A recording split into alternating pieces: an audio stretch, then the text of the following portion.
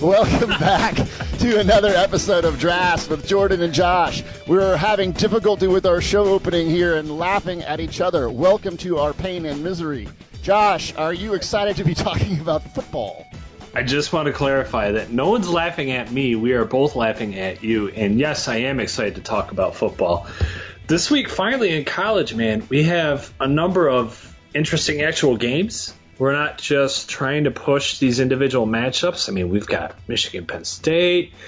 We've got Miami, Syracuse. Syracuse off that huge game, and now it looks like their quarterback's grading really well for us. I want to see how he does against them. I mean, there's 4, 5, 6, 7, 8 games. I can show off my counting skills. That's what happens when you have a 2-year-old. You just count constantly. You are so excited right now. You just went straight raging into all of this. I did. Yeah. So I did. Again, so we are here. We are back for drafts. I am Jordan Plocker. That is the Josh Liskowitz, who is very excited about these matchups and is displaying his counting skills. Yes. So, all right, Josh, we're going to, we've been starting off all these shows talking about the rookies and their breakdowns, that Billy Moore's been keeping track of for us over at ProFootballFocus.com. And, we've been updating the top 5 every week, Josh, and they didn't move at all this week. So, I think Billy got lazy this week. Maybe that's what it is. Yeah, maybe, yeah. Billy, maybe that's what it was. Billy had too much other work going on, so he just kept everyone the same, and he just changed a couple numbers around. It's like an lazy teacher, Billy. It's like an old teacher joke. Maybe he got a hobby or something. I'm not sure. But anyways, so those top 5 rookies stayed the same. So we're just going to skip those guys this week. And Josh, there was a big piece that came out on ProFootballFocus.com where we looked at all of the top corners in FBS for one particular stat. We just looked at their passer rating when quarterbacks threw into their coverage. And, it's really interesting because it's not like we go picking and choosing looking for names that we know or recognize. It's it's hardcore data science. These are the names that get spit out for, who are good at this. And so sometimes we know these guys and sometimes we learn about these guys. But, it's been real interesting, seeing some of these guys and their numbers. I thought that, I think, what's the passer rating for throwing at the ground? Isn't it 39 something? 39.6. 39.6, right. If you just drop back and throw the ball directly into the ground, it's 39.6. So when I was, when we were putting this list together, Josh, I didn't think we were going to see too many people below 39.6, but turns out we did. So the number one corner leading everybody in this category is Levi Wallace from Alabama. His passer rating when targeted, Josh, is 0.7, which is ridiculous. That's number one, again, among all these draft-eligible corners. He's played 206 snaps, Josh. Only allowed 29% completion, and again, that passer rating of 0.7. I know you've seen more of Wallace this year. I mean, is this legit, Josh? I mean, is this guy really that good in coverage? Well, he's from Alabama, so I think pretty much every single Alabama guy's legit, right? That's the easy answer there. My favorite stat is 30 targets, giving up 9 catches, 95 yards. Think about that. They played, 6 games, and he's given up 95 yards receiving with 3 interceptions? Yeah. That's just absurd. That's he's given up 20 yards a game. What is that? That's nothing. Yeah, and they play quality opponents too. So yeah, it's just that's really, really impressive. So definitely a name we're gonna have to keep track of there going forward. All right, number 2 on this list, Josh, Grant Haley from Penn State. He's out of your conference there. He had a 6.7 passer rating when targeted, which is also ridiculous. 164 coverage snaps, Josh, 38.1 completion percentage. You've seen Haley. What did you see from Haley when during the times? Have you done analysis on them? I have. Have I done Penn State? Yes, I did one Penn State game. I did them against Northwestern, I think. You know what? I can't remember which side of the ball I did in that game. I don't remember, but obviously he's been ridiculous. And let's be honest, his 6.7 passer rating against. They're playing Michigan this week. That's probably going down because of how bad Michigan's quarterback play has been. So, yeah, I mean, it's just going to continue to get better. He's played a lot in the slot. 57 of his 164 coverage snaps have been there. He's only given up 2 catches on 8 targets when lined up in the slot. So that's a very Big Ten thing, because when you have teams like Michigan, like any number of teams in the Big Ten that don't have true outside perimeter weapons, you're going to be putting tight ends in the slot, your little speed guys in the slot. you need those guys to be able to perform well there, and Haley's doing everything for him. Nice. The third guy on this list is a guy I know this is a real favorite of yours, Josh. Yeah. The guy that we've talked about on here before is Mazzi Wilkins from South Florida. He's got sometimes he'll have little stats here or there that we'll look at where just they don't really look possible. Some of the things that he's done so far this year. I mean, right now his passer rating is 18.4, which is again half of throwing it in the dirt, basically. 228 coverage snaps, Josh, 30.0 completion percentage. This is your boy, Mr. Wilkins. What do you like about him? Yep, I was lucky enough to grade him in week 0, and I think it was against San Jose State, and he was just absolutely absurd. Gave up no receptions on 7 throws into his coverage, and it was one of those where, given my background as an evaluator, you always want to be first on a guy. You always want to be the first to see him. And it's a little bit different doing it with PFF because, we're going off the stats on that. So it's not really us fighting, it's the stats. But when I watched him, it wasn't just the fact that he didn't give up a reception on 7 attempts into his coverage. It was his explosiveness, his instincts, his physicality, all that stuff translates to the next level. And I knew all that would be sustainable with his playing style, even though he was doing it week 0 against San Jose State. Week 2, I think he gave up 2 receptions on 7 targets. So think about that.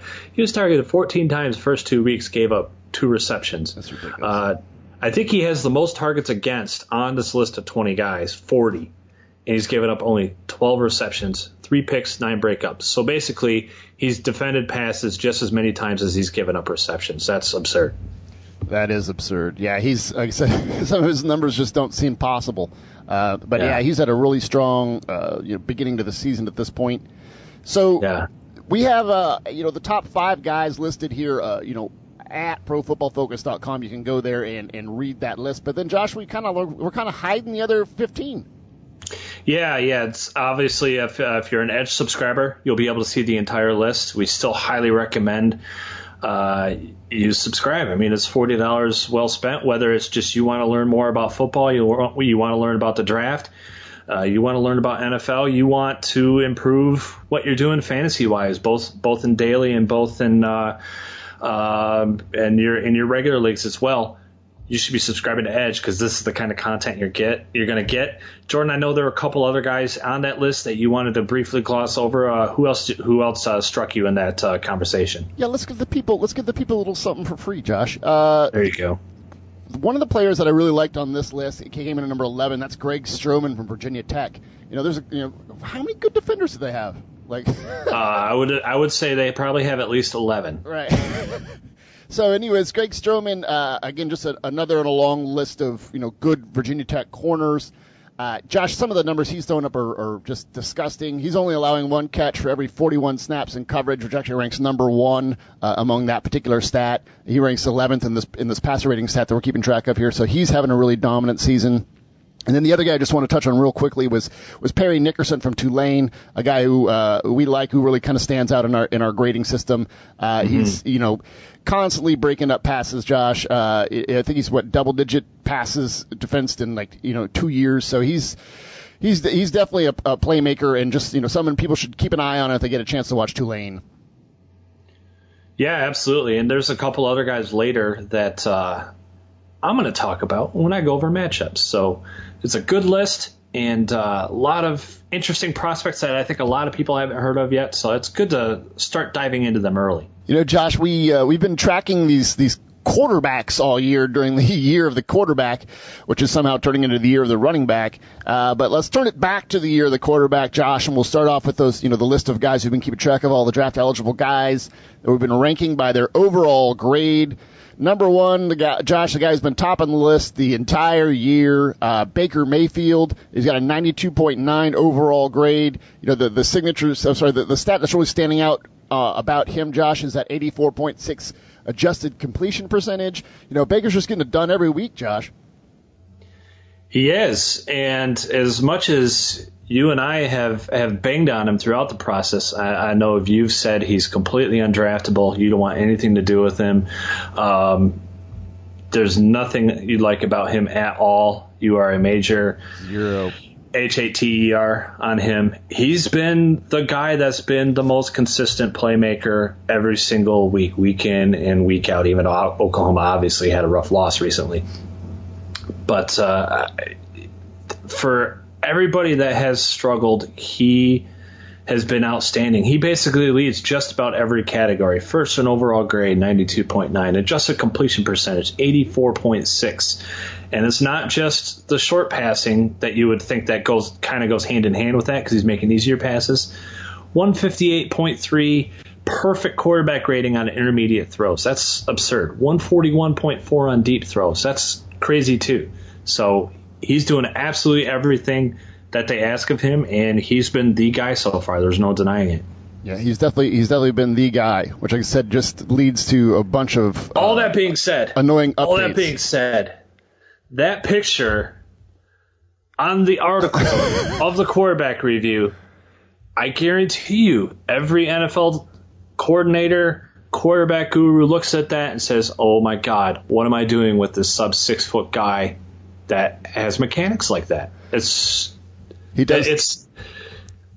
It's not good. He does get short when he throws. So the next player that we'll discuss on this list here, Josh, is Will Greer from West Virginia, 91.2 overall grade right now. Really Greer, impressive. Yeah. Riz, the stat that's really sticking out for him right now, Josh, big time throw percentage, 8.7% is leading this list of quarterbacks. You know, I haven't got a chance to see too much of Will Greer.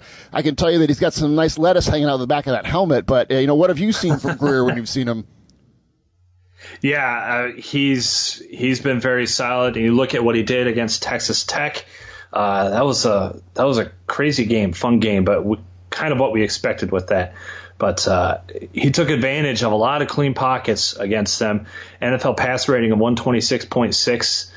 He only faced pressure on 8 dropbacks, so that certainly helped him do efficient. But really, the intermediate passing is what stood out in his game. He hit 7 of 9 for 111 yards and 2 scores on those intermediate throws. So that's the kind of thing that I really want to see at this level. As much as I like Luke Falk, and obviously this is a rough week to talk about Luke Falk off his performance. We'll get to that later. But I want to see the intermediate and deep passing, and Greer has shown that, and he certainly showed that this past weekend against Texas Tech. All right, number 3 on this list now is Mason Rudolph from Oklahoma State. He has a 90.6 overall grade. He's really been hanging up at the top of the list with Baker Mayfield almost all year. The stat that's really sticking out on him right now, Josh, passer rating against pressure is 124.1, which ranks number 1 out of this whole group. I know this past week he played against defensive juggernaut Baylor. So, what happened during that Baylor game that's kept Mason Rudolph here, the number 3 on this list? Yeah, he only had, 19 of 33 for 464 yards and 3 touchdowns. Just another ho-hum day at the office against for him. That vaunted Baylor defense. Yes, that Baylor defense. There is one thing that stands out as kind of scary to me about him, and I think it speaks more to the inconsistencies we expected out of him coming into the season and where to go going forward. As much as I banged on short passing and how that's all Luke Falk's game and all that, the reality is that's expected out of every quarterback. Every quarterback has to be extremely efficient in that capacity, and certainly at the college level, you better be outstanding at it. And Mason Rudolph has not. 93.5 quarterback rating on short passes, that's 10th of this group. So basically of this group of 10, that's dead last. That's a huge concern to me because you look at the way he throws his deep balls, so many of those are just big, huge rainbows where he's asking one of those ridiculous talents at wide receiver just to go run under it. So it's not like, well, yes, he's got accuracy in that. He's really just the way they coach, putting his receivers in position just to make the plays. They're asking the receivers to make the plays more than he's being asked to make an accurate throw downfield. And so while he has huge stats in that regard, I don't think that's a full reflection on what he is as a quarterback. But I am really concerned with the fact that he's not performing that well, that consistent on short passes, because that's not on the receivers around him. That should just be his own efficiency, and that's worrisome to me. All right. Number 4 on this list is Lamar Jackson from Wool. He has a 90.2 overall grade. That's really impressive. He's he actually had a legit opponent with legit defenders last week against Boston College. Drastically different story than Baylor. Yeah. Right now, if the stats that are really sticking out for Lamar Jackson is, you mentioned the short game with Mason. Well, Lamar's doing a lot better in the short game. He's got a 109.3 quarterback rating in the short area, and that ranks 3rd among this group. But again, Josh, he played against a team that's got one of probably the best pass rusher in the country, and some other legit prospects there. So what do you do against Boston College? Yeah, I mean, he certainly made a couple of key errors, but anytime you're putting up 42 on Boston College, and they had to come from behind to do so. They were down 42-28 into the fourth quarter in that. So he made a nice fourth quarter comeback. It wasn't quite enough. But anytime you're putting up that kind of points on that defense, and really he's not getting a lot of help around him. I know there's other quarterbacks that we've said that about, or kind of have been the narrative. That's certainly been an issue with Lamar Jackson. Some of the things that were concerning with his performance. How about when Boston College did not blitz? That's a weird one. He completed just 45.7% of his passes. That is weird. When they didn't blitz. So that kind of tells you that, okay, he's doing well identifying the hot route and getting a quick pass off, but when there isn't a blitz, he's having to dissect a defense a little bit more and maybe just unsure of what he's seeing. That's a little concerning. Passer rating in that category was just 60.5, and that's not very good, obviously. So that's typically an area where there's a little less pressure on you as a quarterback. So that's certainly concerning with his performance as well. All right. The last guy to round out our top 5 here is Josh Rosen, UCLA, 84.4 overall grade. He had, so far this year, the numbers that are sort of sticking out, he's been solid on the intermediate level. Josh has got a 116.7 QB rating to that intermediate level, that 10 to 19 yard intermediate level there, which ranks 5th out of this group. His big time throw percentage 5.0 ranks 4th out of this group, but he did not have a good game against Arizona, Josh. I mean, he ended up, especially you're looking on the box score there, he ended up with 3 picks. Game grade is 74.1. What are you seeing from Rosen so far? This past week and the week before? Yeah, more poor decisions. He misread a linebacker. That led to the last interception. It's kind of the same thing with him every week. He makes a number of really strong and impressive throws, and then it's just a bad decision or bad throw. Just too many just catastrophic errors that he's made throughout the season, and kind of that's what we come to expect. How about his short passing, too? We talked about that being an issue for other quarterbacks. His rating on short passes under 9 yards, 79. It's terrible.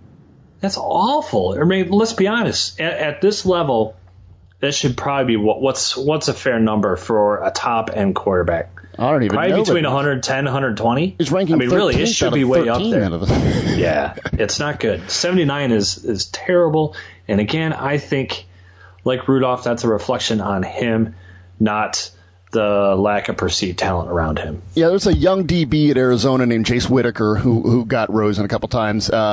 He's been making plays. I don't think he's too young for the draft. I don't remember, but he'll, just a name to remember for the future. But also, Josh, the thing that was really exciting in that game wasn't Josh Rosen, it was Khalil Tate, the Arizona player. Oh my goodness! If you guys haven't got a chance to watch him play yet, I haven't seen a single highlight of his. All I've seen is a lot of all caps from you and Steve in the chats about him. So I got to watch him at some point. He's must see TV. He's his speed out there is just otherworldly when plays break down and things like that. But then he's not just a guy who gets it done with his legs. Like, he's been really, really accurate when they've asked him to pass. He's had a couple big-time throws down the sideline, stuff like that. He's just really been efficient with his arm, Josh. But, man, with his legs, it's so it sounds like he's basically what Michigan fans wanted or thought Denard Robinson was. Yeah, I guess so. Yeah, because he has that sort of running ability. I think he's, rushed for some of the yardage. I think he surpassed Robinson's yardage. But yeah, I think he's a better passer. But he's a legit passer. He's a better passer than Robinson. Young kid right now, but yeah, I mean, just a lot to like from the 2 games that he started. So, but yeah, not draft eligible, so not something that we should, we'll really be talking about here. But again, just watching that game of him against Rosen just brought that up. Anybody else that you want to talk about, on this list of 13 at all, Josh, that maybe stood out last week? Yes, number 6, moving up, and I can't wait to watch this Friday's game. And I actually made my first official request on an analysis game. You'd think, being a Michigan guy, I would be all over Michigan Penn State. And if I get that game Saturday night, great. If I don't, that's not a big deal to me. I wanted to see Mike White play this Friday because he went nuts last week. Finally had a huge game. Finally, yeah. He had, what did he go overall? 29 of 40, 359 yards, 5 touchdowns. No, that's just from a clean pocket. I mean, he had like almost 400 yards and 5 touchdowns total on the game. In between the numbers in the middle of the field, kind of the more conservative area, he was lights out. 21 of 26, 239 yards, 2 touchdowns in that area.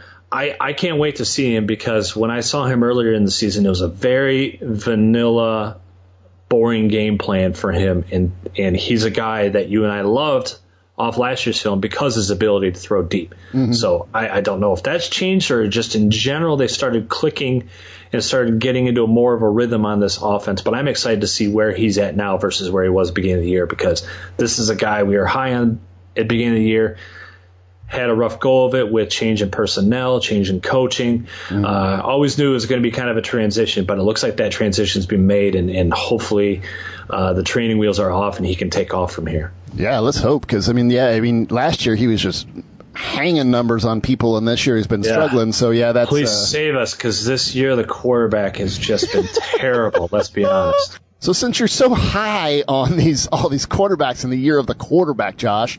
I know that you've been highlighting Saturday solutions for Sunday problems the last couple of podcasts, where you find, we're evaluating these film on Sunday and something will kind of stand out to you, or like, man, this could really be addressed through the draft. I know the first situation you saw, and this should stick out, is that, Miami needs a quarterback, of the future. And, they do? Yeah. So, again, Jay Cutler's there, the short-term solution. It will be gone soon. I don't know what Tannehill's situation is. Again, this was supposed to be his breakout year again.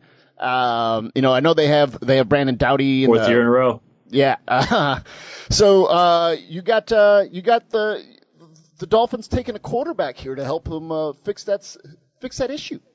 I do. And I guess the way I want this to come off is, I don't want it to come off as thinking that Jay Cutler is ever part of the long-term solution. Obviously, you've already said that, but also wasn't really in their short-term plans. However, the guy I'm picking is basically the anti-Jay Cutler, and that's Luke Falk of Washington State. And the timing is awful. I understand that, because Falk had a terrible game. Screaming child, nice. You and I talked about this off air. We think there's probably something up with him in terms of health. I mean, he's gotten knocked around and knocked out of a couple different games, and just doesn't look himself. And so I think maybe that's part of the issue. But anyways, in terms of him to the NFL and why he fits Miami, basically, I want him to make Jarvis Landry great again. That's it. There's no better quarterback at the college level that can come in. And again, we've talked about his ability to read defenses, to make changes to the line of scrimmage. He can do all that already, despite him being in a system that everyone just assumes, well, it's just a crap college system, doesn't translate. He can do all that stuff. You put him with guys like Jarvis Landry that are just yak monsters, that just go after the catch and they make great plays. He's got a running back that can make defenders miss, rack up the tackles. He's got a defense that's playing very, very well. I mean, they got jumped on quickly by Atlanta and then shut them down last week. Very impressive outing from that defense. And I know they're ranked in our top 10 of our list of ranking of all the NFL defenses. You get a guy like Lou Falk in there that's not going to make mistakes and is going to just distribute the ball to his playmakers, let them do their thing. I think Miami's in a position to win a lot of games. So I like Luke Falk to them. Yeah, I mean, and that would be a good fit in that offense. Someone who could just distribute the ball like that, and I think he sort of excels at getting it downfield too, as far as being able to throw with touch and things like that. And you had mentioned, I mean, one of the things that not to get too deep into Falk, but you had mentioned, like his football IQ and things like that, and he'll make changes at the line and see what defenses are doing and react, and a lot of that just really flies under the radar with people and their evaluation of him. Again, like you and I know are higher on him, and that's one of the reasons. Yeah. There's I'm paraphrasing, but there's a quote that came out from Cam Smith, the linebacker for USC. And he just raved about Falk's football IQ and how they would make changes, and then Falk would make a change back after they made a change. And so, it's just that's the stuff that the average, fan necessarily isn't going to see or know. But again, his work ethic off the field plus that football IQ, I think he could make a quick transition, and really help the Dolphins out quickly there. So next it's, you have, Carolina. The Carolina Panthers, do you see some issues with their defense a little bit there? Or are you seeing something that like maybe a roster, like a long-term roster decision that needs to be made? Like why are you saying that they that a defensive tackle should be something that they would need there? Yeah, well, they've certainly this past week had some struggles in the run game. LeGarrette Blount went crazy. LeGarrette Blount, by the way, something I looked up and saw. He is technically, it's no longer Kareem Hunt. If you're okay with his 70 such touches as opposed to Kareem Hunt having a billion, he's been the most elusive back in the NFL this year, which is shocking. That's weird. It's shocking. It's totally shocking. Yeah, I posed that question on Twitter and gave someone I saw that. Free autograph tweet. A free quoted tweet. So. There you go. Don't say I never give anything to my people. It's quite a prize. So, okay, if you see them, like, you said LeGarrette Blount running through there, and so you think they need some help there in the middle. I do. Starlo to Lele, he's in the last year of his contract. He was a first-round pick. He's going to demand a high dollar amount, even though his play has not stacked up to that at all. 6 total pressures, 46.7 pass rush grade. He's virtually useless on that. Just a 71.1 overall grade, just 6 defensive stops. He really hasn't been nearly as effective as you want from that nose position. So I want to find someone else I can put next to their stud, K'Wan Short. So then are you looking for a certain body type, or are you just looking for production from the middle? Is that what you're looking for? I want production from the middle. I want a guy who's going to be excellent in run defense. Now, we know who the top 3 guys are, okay? You've got Hurst from Michigan. You've got Vita Vea from Washington. Yeah. And Derek Nottie is certainly up there, too, especially in terms of his ability to play the run. No question about that. But a guy that's doing both, and you're not going to have to take at the top of the first round, is Will Geary from Kansas State. I think he warrants mentioning here. His 90.0 overall grade, that's number 2 behind Hurst. 85.6 pass rush grade. 14 total pressures, 16 total defensive stops, 88 run defense grade. He's anchoring an excellent defense at Kansas State, keeping them in games even though they have a bad quarterback situation with an injured quarterback. I really like his game, and I think he's going to translate quickly, and you put him next to a guy like K'Wan Short, and I think that just opens Short up too. I think that would be a really nice fit for them. All right.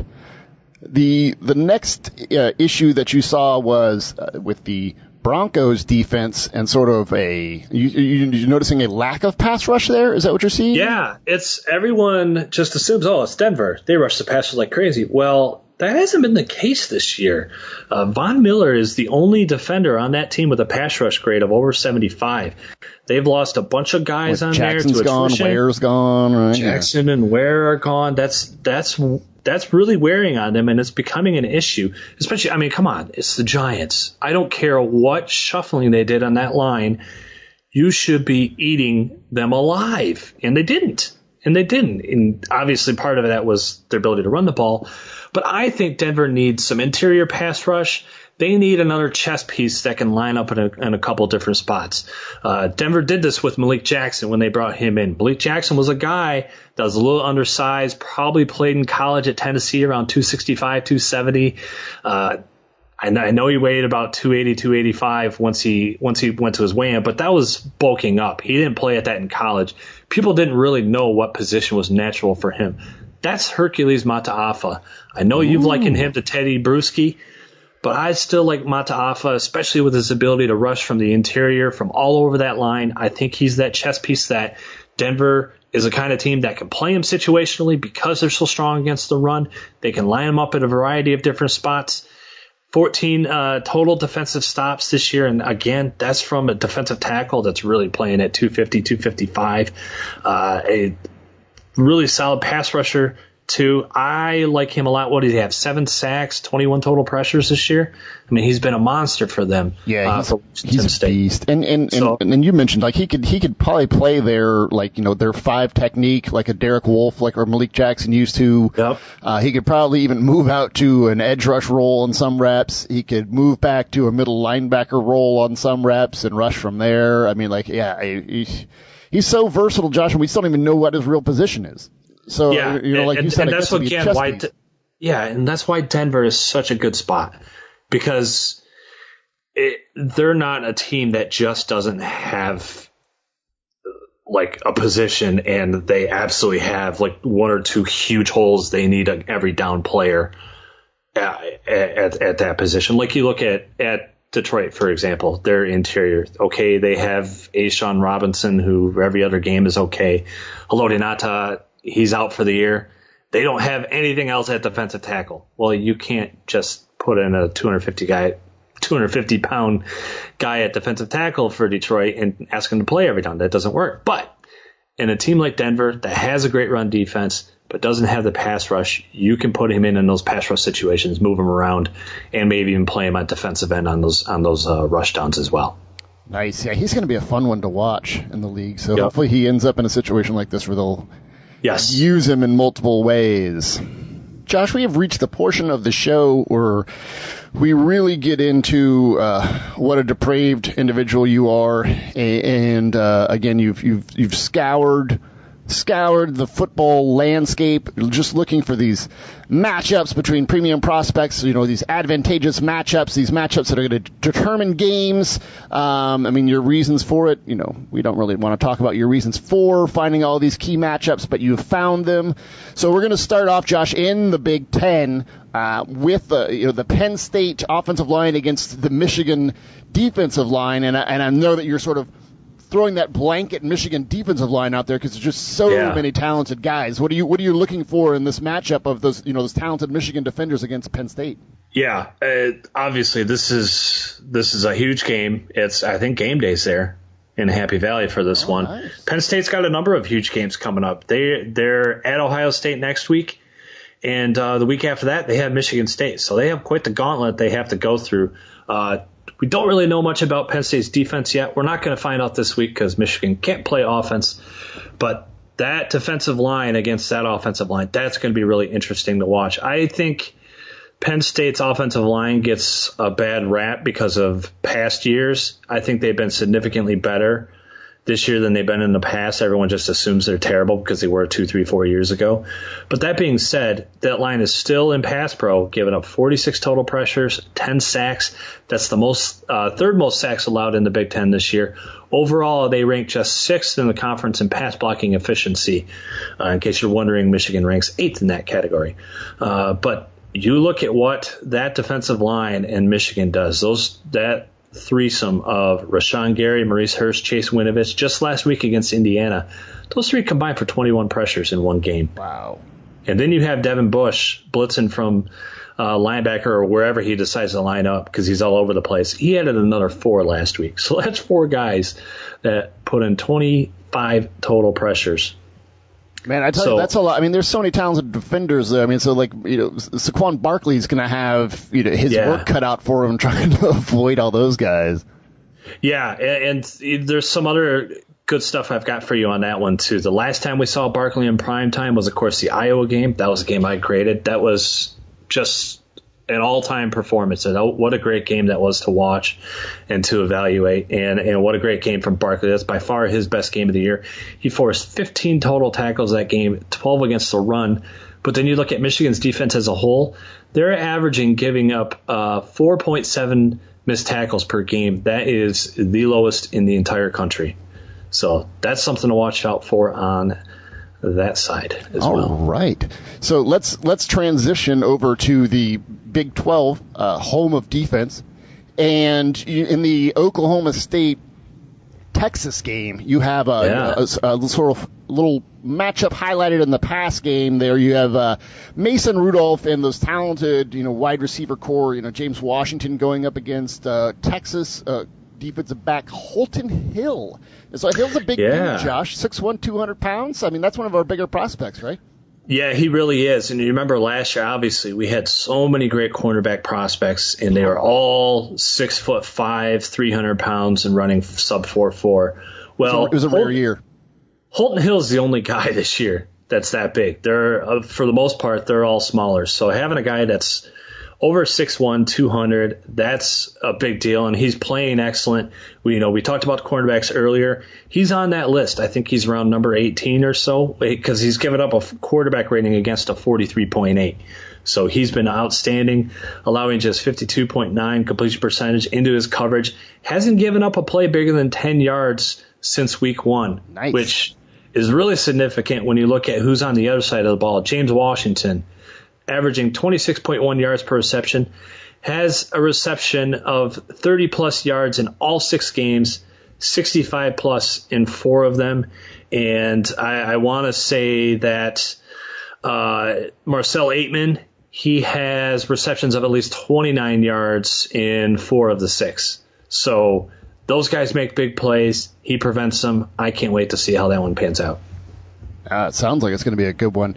The next matchup that you have is staying in the Big 12 there. You have Oklahoma quarterback Baker Mayfield, who, as we said, is leading all of our statistical categories essentially except height.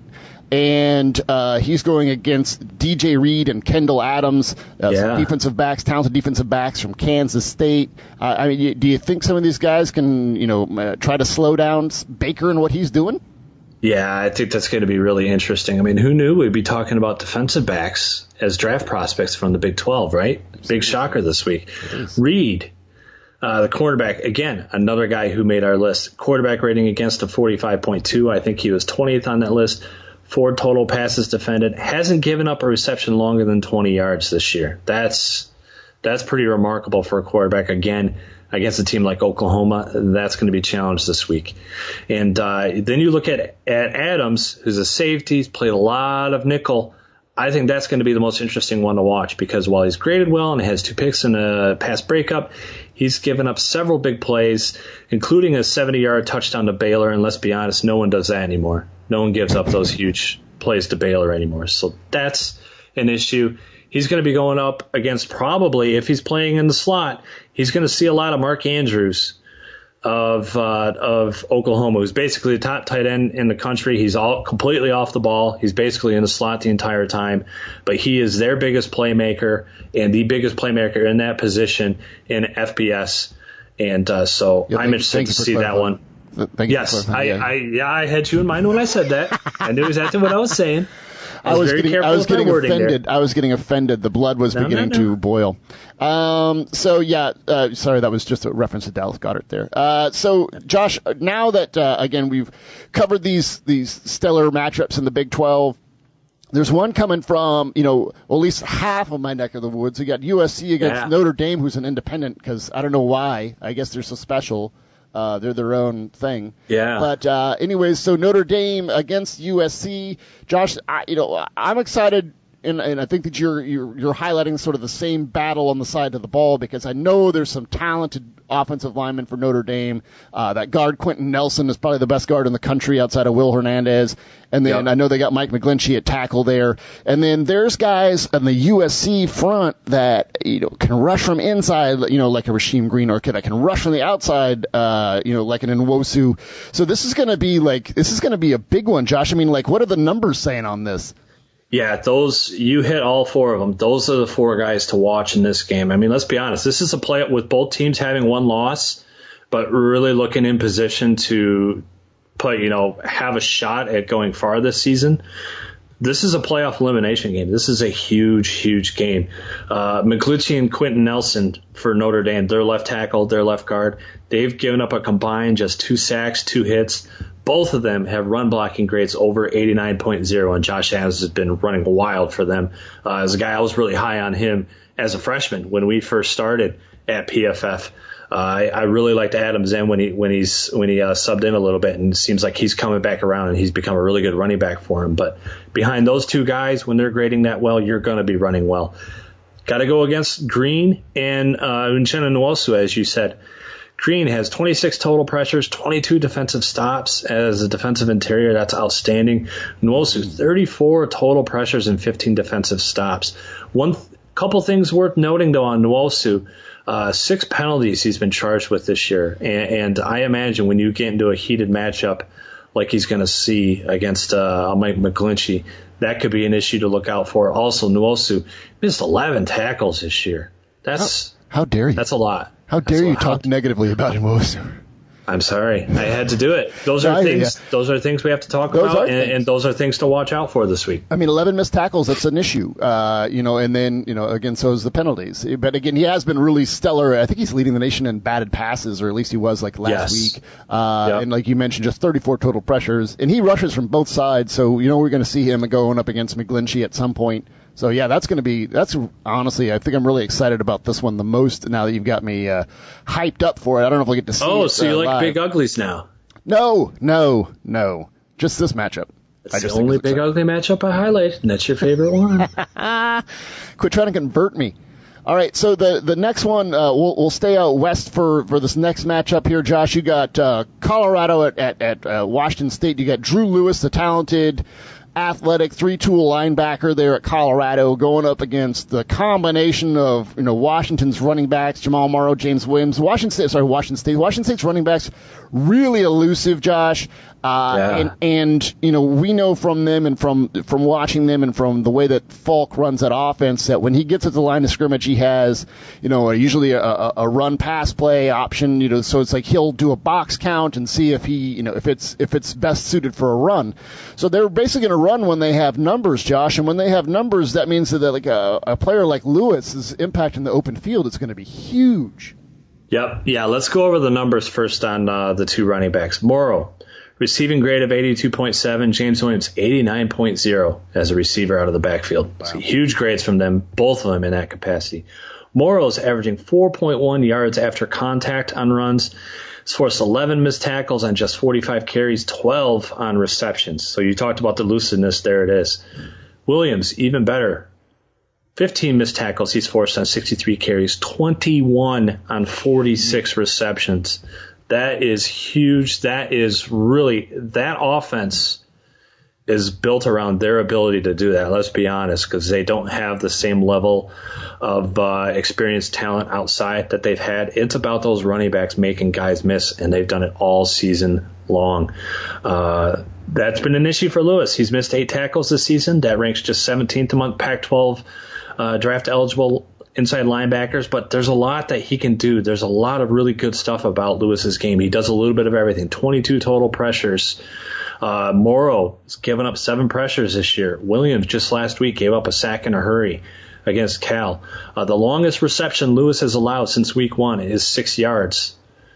And he has a run defense grade of 83.3. So there's a lot of goodness in that game. That's going to be a really fun matchup. Not the matchup when you look at this game on paper before the season that you think you're going to be interested in seeing, but that's a really under the radar one that I think is going to be really intriguing. No, I really agree, especially knowing these teams as well as I do, that this is going to be a very, very pivotal matchup. And again, one that I probably wouldn't have thought about originally, but I totally agree with your assessment here. And it will be really interesting. That's why I'm the one that does the thinking here. I'm just the looks. It will be interesting to see, Lewis operating in space against those guys. It's going to be a fun one to watch. And, so there's some some talent on both of those teams. There's some other talent on the as far as again, Hercules Mataafa you mentioned. We like Steven Montez. On that other side of the ball. So yeah, it's gonna be a fun game. I don't know if I'm working that one or not. But yeah, looking forward to that one. So, all right, Josh, I think that'll do it for all of our. You've now wrapped us up on all the matchups now for the games. So that'll do it for the show. We are excited that we are. What are we? Almost halfway done now. We're like in the middle. We're in the middle in the dog days of the season. A lot of these players really starting to show their colors, and so it's just fun to see, fun to watch this time of year. Anything you want to say on the way out here, Josh? No, I'm just really looking forward to see both pro and college pro. I mean, we've got Denver, Oakland tomorrow, right? Is that tomorrow? We got Denver, Oakland. We've got a Super Bowl rematch. Yeah, great games on Sunday night, the Chris game. So I'll be excited to hear Chris commentate that one. So good stuff all around. Good football weekend. Awesome. All right, guys, we prepared you for this weekend. We'll talk to you next week. Have a good one.